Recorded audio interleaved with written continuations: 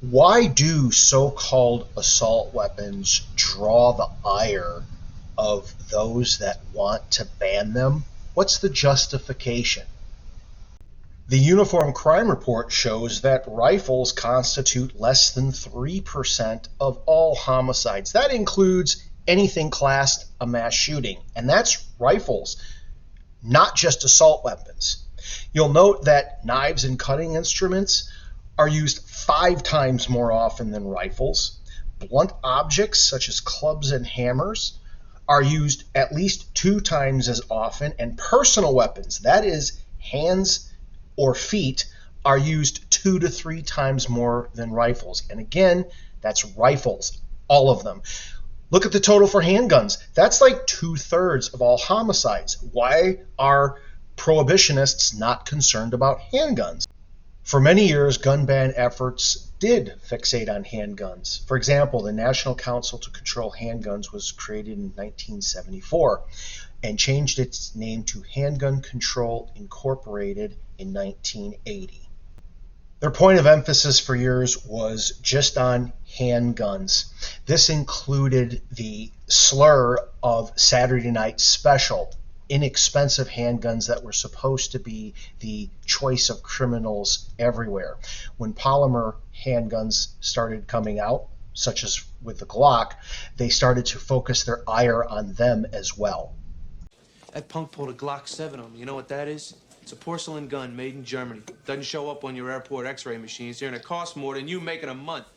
Of course, every word in that one sentence of dialogue is completely false, but it showcases where the idea of gun control happened to be at the time that film was released in 1990.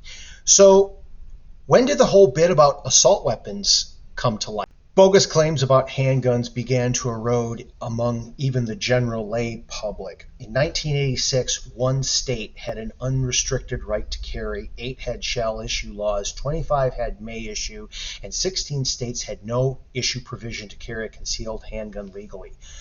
By 2023, 27 states have unrestricted right to carry, 15 shall issue laws, 8 have may issue, and every state in the United States has some provision to carry a concealed handgun legally. As all this occurred, crime rates in the United States continued to go down. The negative effects of handguns, claimed, never happened. So you've got one of 2 options. You either realize that a prohibition scheme is useless, or you pivot. By the year 2000, Handgun Control Incorporated rebranded itself as the Brady Campaign. During the same time, Josh Sugarmann of Violence Policy Center released a paper detailing this pivot.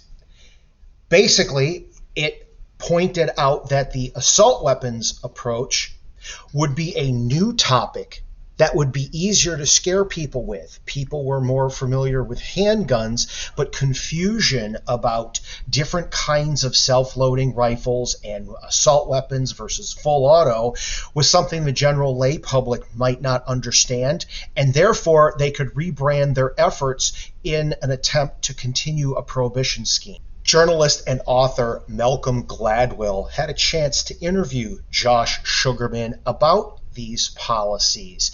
Because Gladwell is not a pro-gun advocate, Josh Sugarmann felt this was going to be some softball interview. Except Mr. Gladwell actually started to ask real questions and caught Mr. Sugarmann in a series of lies. In fact, at the conclusion of the interview, Malcolm Gladwell called Josh Sugarmann, and I quote, a fucking clown.